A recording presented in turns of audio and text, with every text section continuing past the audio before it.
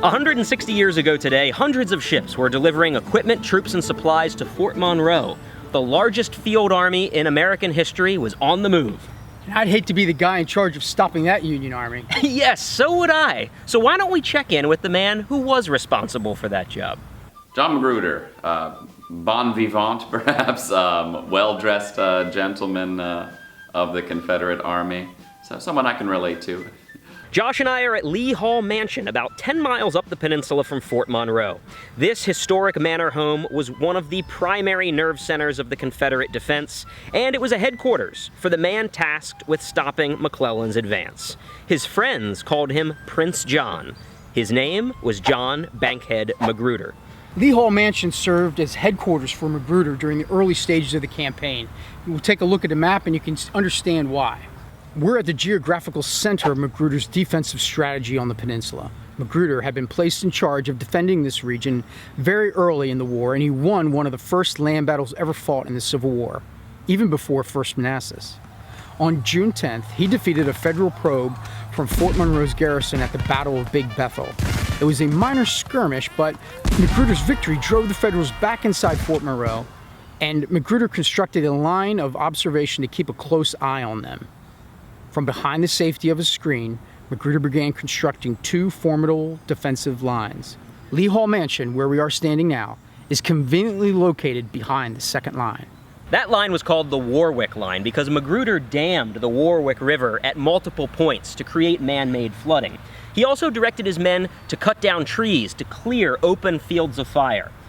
Let's let Magruder himself describe that defensive position to you. Yorktown and redoubts number 4 and 5, united by long curtains and flanked by rifle pits, form the left of the line, until at the commencement of the road it reaches the Warwick River, here a sluggish and boggish stream 20 or 30 yards wide, running a dense wood fringed by swamps. Along this river are 5 dams, one at Wynn's Mill, one at Lee's Mill, and 3 constructed by myself. The effect of these dams is to back up the water along the course of the river, so that for nearly 3/4 of its distance, its passage is impractical. Here's the key to remember. Because the Federal troops were stuck inside Fort Monroe, they weren't aware of Magruder's preparations. No, they were not, Josh, and that is going to become very important later in our story. In fact, all of Magruder's careful preparations will play a critical role later in the campaign. He had very few troops on hand at this time, but he was keeping the men he did have available very busy with engineering and construction duties. Today, on March 24th, Magruder sends a telegram to Richmond asking for more troops because of all the increased shipping activity at Fort Monroe. Yes, it's a very clear sign to him, and he is correct in his assessment. But we have to remember that for Confederate leaders who are sitting in Richmond, they're not really sure yet where McClellan is going. By this time in late March, only a corps of Federal troops were disembarked at Fort Monroe. For Jefferson Davis, Joseph Johnston, and Robert E. Lee, many questions remained. Was this just a feint? Was McClellan going to use Fort Monroe as a staging ground to attack Norfolk or come from the south? Or perhaps was he creating a supply base from which to move on North Carolina? Or was Magruder correct, and the Federal Army was going to attack Richmond by moving up the peninsula? It all seems very clear to us 160 years later, but to the Confederate High Command, they were unsure. That's right, Josh. You and I know that we are on the verge of a great campaign on the peninsula.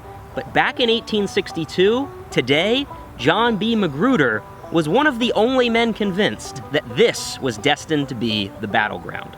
Magruder was a native Virginian, a West Point graduate, and a well-regarded expert on artillery tactics. He was a decorated veteran of the Mexican-American War, and by March 1862, a major general in the Confederate Army.